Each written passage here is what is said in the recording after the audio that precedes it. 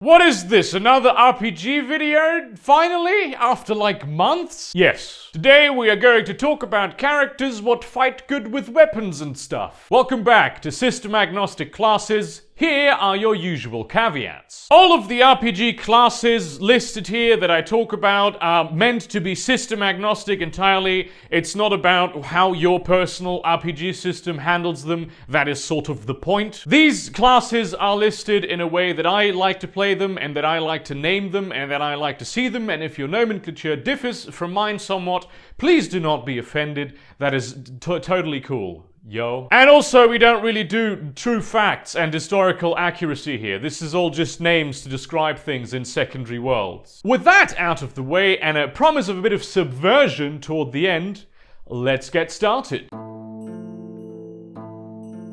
Let's be honest. Warrior is an extremely loose term. I suppose strictly speaking it would mean one who does war, which makes like the king who never sees battle and sits in his keep and tells the armies where to go, also a warrior, which I mean he might be if he's actually a good fighter, but that's not really what we're going for here. In RPG terms, the warrior is all about physical combat. No magic allowed. Warriors have mastered swords, they have mastered axes, they have mastered polearms, and in case all of the other 20 weapons that they carry around with them at all times are somehow taken away by an extremely powerful enemy, they have also mastered daggers that they have hidden in their boot to deliver the killing blow. And while melee combat is always the thing that we see when we think of warriors, I do also think that warriors should be skilled in all forms of ranged combat. Bows have this connotation of being used by swift and cunning characters who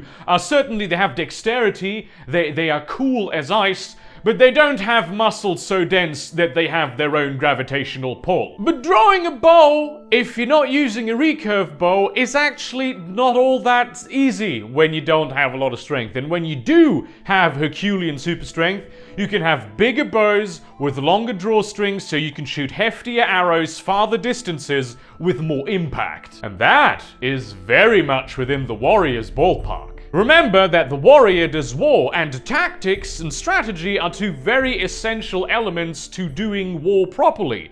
Very often, being at a distance and being able to damage your enemies without them being able to damage you is a huge tactical and strategic advantage. This is also why I'm sometimes a bit weirded out by truly stupid warriors who are only good at hitting things. They have to make some very complex tactical considerations in the heat of battle, and that requires a cool head and a decent amount of intelligence. I mean, of course, that also can come from a more reflexive place, that you've just been in so many battles that you understand the flow of it intuitively and haven't been academically trained. In my mind, the warrior is fundamentally a self-sufficient combatant. They can and will fight alongside other warriors as a team, and they will be decent team players who understand team tactics, unless of course that's your main character flaw.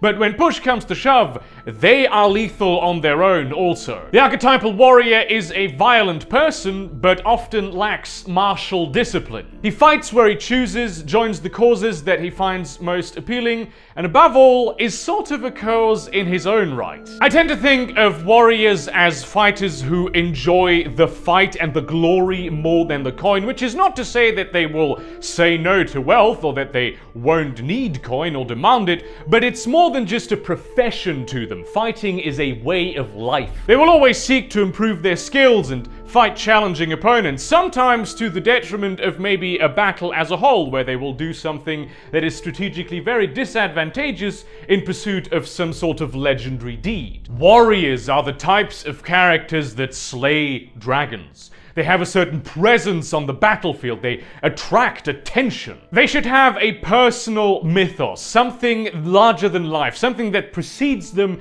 and that changes the places that they touch. Whether that's a reputation as a folk hero or a savage raider or something else entirely is up to either case, you know? They may actively try to cultivate that mythos, have their own propaganda stuff, be very diva-esque about it even. Or they may just be a force of personality that doesn't really care what people think of them. And if there isn't a personal mythos around them, they will seek to build it.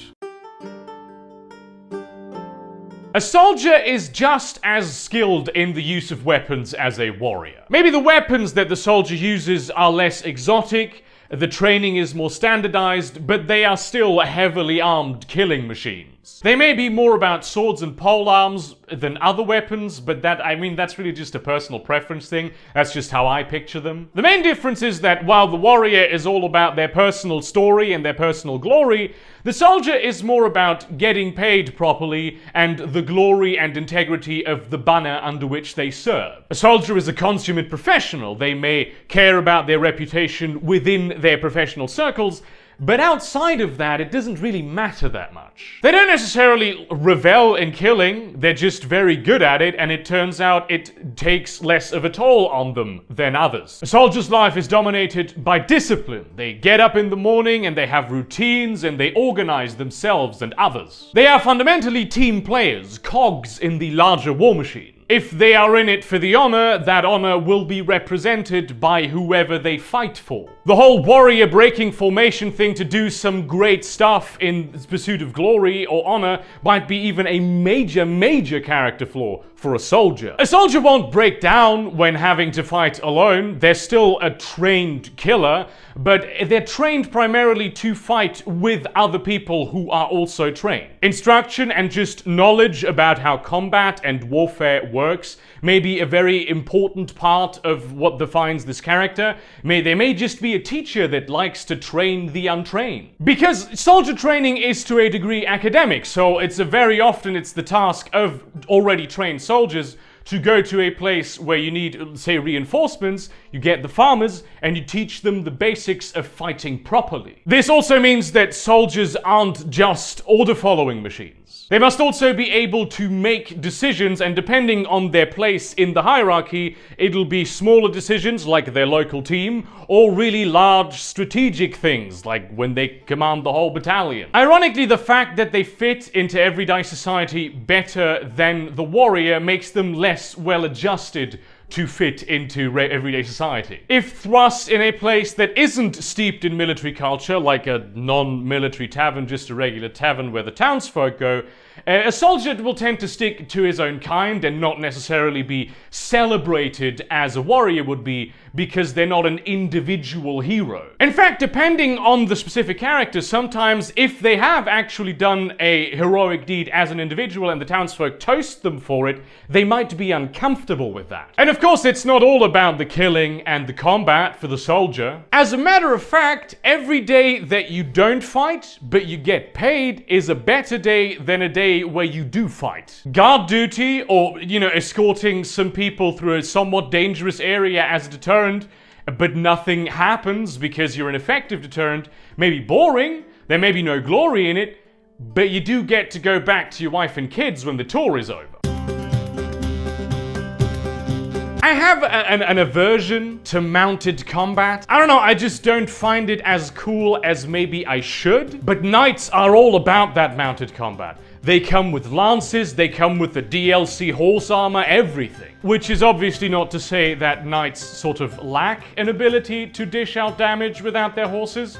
Quite the contrary. Stereotypically, they'll be just really heavily armored and fight with a sword, but maces and warhammers are also quite common. Now, the warrior comes with this whole personal mythos thing, and this is also true for the knight, but it's much more formalized. It's not just like a loose reputation that you have. Even if they act only as soldiers, there are clear rules of engagement and culture and etiquette in the society of knights. They have a banner, just a symbol that represents who they are in an abstract manner. In the medieval context, they were also rulers in addition to just soldiers and commanders. But to make this like a requirement for calling a character a knight, I find to be a bit, narrow-minded. After all, we consider samurai to be knights, right? Some people call them samurai knights. And frankly, I suspect that Sir Ian McKellen is neither a master swordsman, nor does he provide men of fighting age to his liege in times of war. Knights will often be aristocratic, obviously, which can make for some very interesting party dynamics when they are confronted with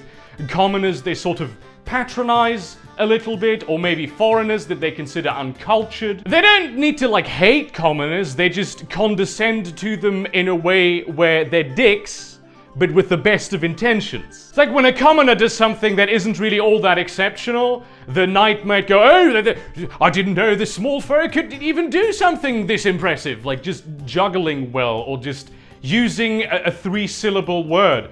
And they will, stick their nose in pretty much all of the business of the commoners because, oh, they can't handle this themselves. They don't have the education. They don't have the intellect to go about this in the way that it is proper. And it is my duty as a knight to help them and to make this right with my superior knowledge and education. Oaths are very important to a knight because they quite formally define the parameters and your worth as a knight. One knight may take them super seriously, all based on like their personal honor and stuff. Another knight might just follow them to the letter. Either way, if you are a knight, and you're a GM and one of your players is a knight, maybe create some situations where they get to swear more oaths and they get to have more honor and stuff, but also maybe have those oaths be a bit of a source of character conflict, isn't it? And also then you have to record them word for word because otherwise your player is going to fuck with you. Or your GM is going to fuck with you. But how can we subvert all of this? Because what is a professional killer if not useless in a time of peace? It's kind of difficult to make real, true peacetime interesting for these kinds of characters. I mean, their skill set just doesn't get to shine at any point. And while, having professional violence doers in your service as a deterrent can be very effective, the overwhelming majority of professional violence doers will just find themselves out of a job. And if they really rely on there being violence, things might get ugly. A warrior that is out for personal glory might become an arena fighter, or they might just go to a place that is a different place and where there is war, because, somewhere in the world there's always war. On the other hand, if they are sort of addicted to carnage, there are other paths. Forget even about them picking up banditry to quench their thirst.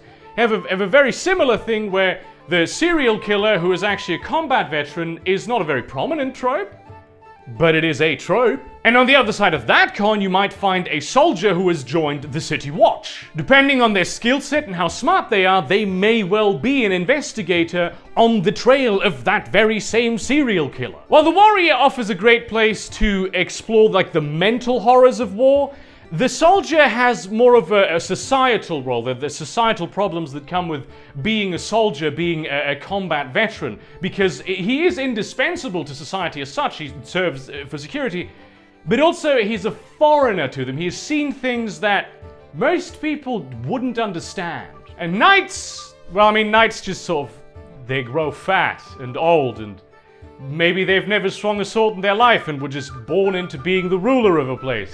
People have expectations of them, but they can't really meet them. And if you then introduce wartime, oh boy. But really, what are they but just aristocrats trying to stay in power? Thank you very much for watching this thing. Like, comment, subscribe, share this to your relevant communities. Do not spam them. Consider supporting me on Patreon or Subscribestar, or maybe purchasing some of this amazing merchandise. You will not find any merchandise that is better anywhere on the entire internet. And that spirit, maybe take your fighter characters a step further. Give them some more definition, some more contour, because guy with sword isn't really all that interesting. And the fighter does have a lot of amazing character potential. And see you around, cunts.